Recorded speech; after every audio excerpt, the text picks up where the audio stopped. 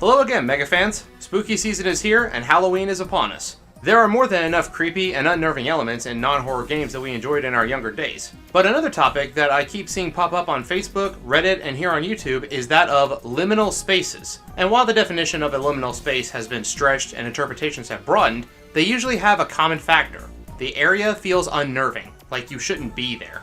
So today, in celebration of spooky season, we'll be looking at just that, a handful of creepy or unnerving areas and stages from the Mega Man franchise.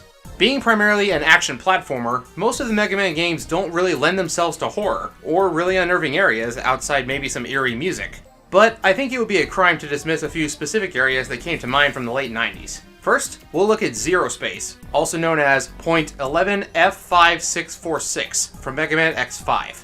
Zero Space serves as the final cluster of stages in the game, following the destruction of the Eurasia colony, either by the player destroying it above Earth's atmosphere, or after it collides with the planet. In either case, the very first thing that becomes unnerving is the sudden change in music. It's made even more eerie if you fail to stop the colony, as Zero's true self awakens, corrupted by the virus, now out for X's robot blood. Returning to the stage selection, the eerie music persists, and there's now a new icon in the center of the screen. A distorted pink and purple image meets your vision, and it's a corrupted picture of Zero's helmet. For years though, I thought it was actually some strange skull, like maybe one of Sigma's various damaged forms from over the years. Can you see it? The white on the helmet, that's the face, and the crystal is the eye socket.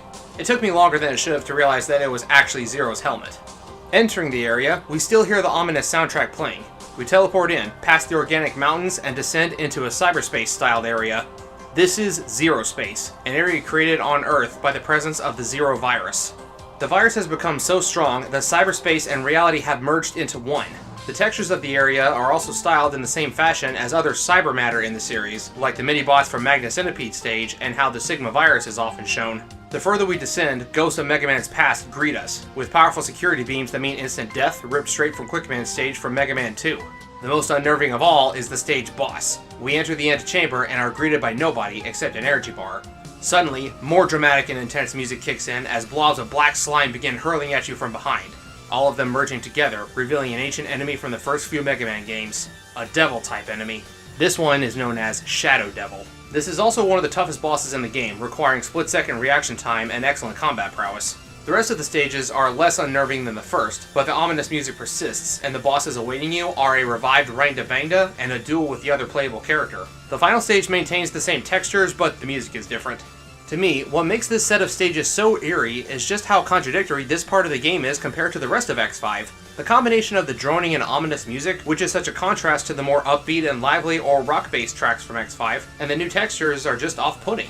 The rest of the game saw us venturing through volcanoes, scrapyards, forests, the deep ocean, and the sky, but now, suddenly there's a hole in the ground that leads into cyberspace, and it makes it feel as though reality itself is crumbling around us.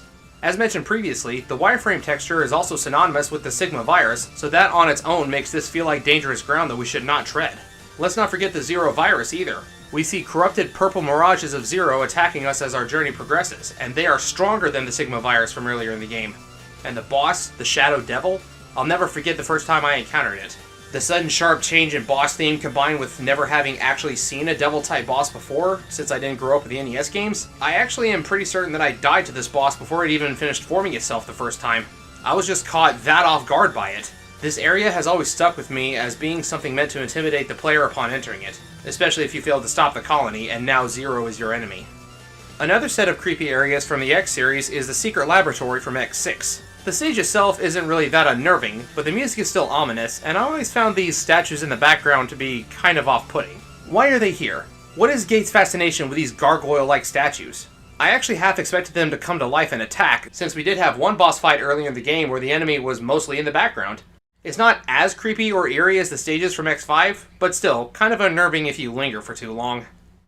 Sticking to the same console, the PlayStation 1, let's jump from platformers to adventure RPGs. The first Mega Man Legends games has a few areas that are somewhat eerie and creepy. Let's take a look at them. This one may just be eerie to me personally, but I always found the basic underground to be kind of off-putting. Being trapped underground and buried alive is one of my biggest fears, so when we're excavating in the areas that lie beneath the surface, but they're crawling with reaverbots in areas with very few notable landmarks and no comprehensible map to guide us as we change locations, it's really easy to get lost and disoriented down here. You can end up going in circles and end up in a completely different part of the map.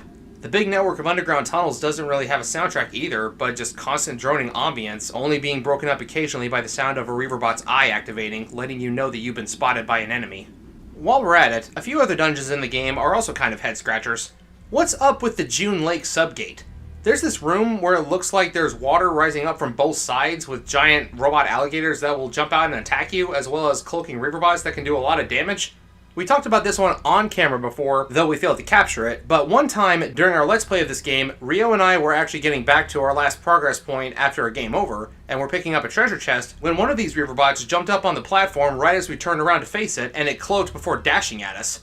Not super scary, but enough to catch us off guard when we weren't expecting it. Most of the main dungeons don't really have lively music, which makes it a stark contrast to the soundtrack of the town and the market area, as well as the bright and sunshiny plains of Catalog's Island.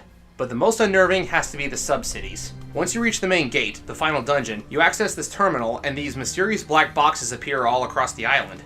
Entering them sends you into an underground city, crawling with Reaverbots, and one of them even has a boss battle, which is a giant robotic carrier that spits out smaller robots. Each area has varying levels of visibility as well.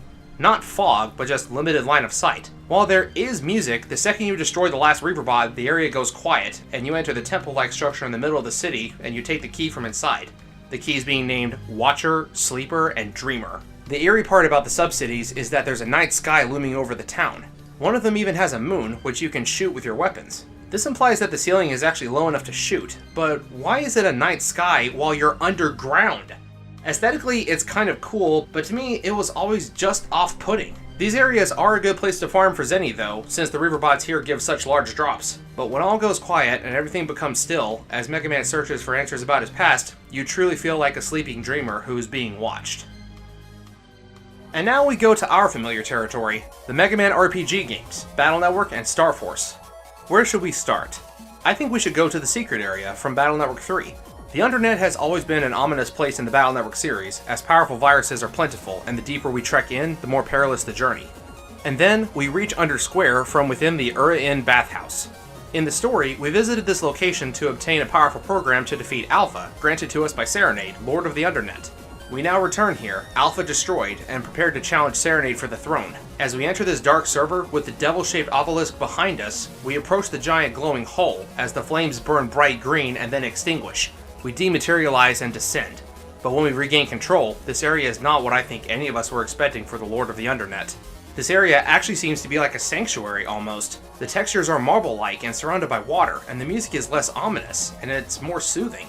However, this area is locked and we can't simply jack out. We have to return to this warp hole to exit the area. Battle Network 2 had a similar gimmick with its World 3 area, but that one seemed less ominous because the area was a bit more plain looking by comparison, and the music was more upbeat. Not this soothing melody. But the dangers here are also plentiful. The Acolytes of the Underking, Darkman and Yamato Man, as well as extremely powerful viruses and the number security system bar our way. We must also use a key item called the Hammer to smash these monoliths, unleashing even more dangerous viruses. It really feels like you're venturing somewhere you should not be, as these monoliths were constructed as a means of protection. The duel with Serenade grants us the title of the Strongest, and allows us to rematch our dark rival, Base GS. A very fun post-game, but it can seem a bit eerie if you compare it to the dark and ominous areas of the Undernet. Continuing on with the deepest areas of the Undernet, we have Black Earth, which seems to be the opposite of Secret Area. The post-game of Battle Network 4 sees us venturing into what is essentially the cyberworld's equivalent of Hell. We hear Black Earth talked about as Merkland by Higsby, with him telling us that it's a place where a Navi is drawn if they use dark chips and become corrupted. This area is much darker in aesthetic than the Undernet, even though it does just use palette-swapped assets. Even the music doesn't change, but the background looks like a swamp, possibly being fog or very cloudy water. It honestly reminds me of the Dead Marsh from Lord of the Rings. The entrance to this area is a large black slime-covered hole, and the animation used when we enter is something straight out of Kingdom Hearts as we're dragged down into the murky darkness. The enemies here are the most powerful viruses in the game, as well as shadows of Navis who fell into darkness that can only be harmed using sword-type attacks. Another thing that makes this area unnerving is that it's accessed from Undernet 6, which is actually just the recycled geometry of Undernet Area 2 from Battle Network 2. In Battle Network 2, the warp hole leads to Under Square, but in Battle Network 4, it leads to Black Earth. I never thought there was much continuity in between the post-games of Battle Network, but if we look too deeply into this, maybe Serenade no longer being the Underking caused Undersquare to become corrupted by the dark power that's now running rampant, and the secret area, and Undersquare itself, was drawn into Merkland? Secret Area always had something of a holy or sacred vibe about it, and upon defeating his Dark Soul in the final mirror of Black Earth, Mega Man will say, "This is a sacred place." There most likely isn't a correlation, but it's fun to think about. Nebula Area from Battle Arc 5 and the Chaos Area from EXE 4.5 have some eerie and ominous design aesthetics, but they're not nearly as menacing as Black Earth. I think the music and the way you enter the area has a lot to do with it. Simply using the screen dimming warp transition instead of literally being dragged down into the darkness takes away a bit from the creep factor. As for Star Force, an area that always kind of put me on edge was inside the giant noise waves of Star Force 3. These noise waves can just pop up seemingly out of nowhere. After a certain point in the game, you can access these areas that seem to be giant tears in reality. Examine a small distortion, and now we have a large gateway. Upon entering, the music turns more grim and ominous. The area is dark, with traces of purple and red. The only visible inhabitants here are corrupted wave beings that seem to be composed of crimson, which are very corrupted wavelengths.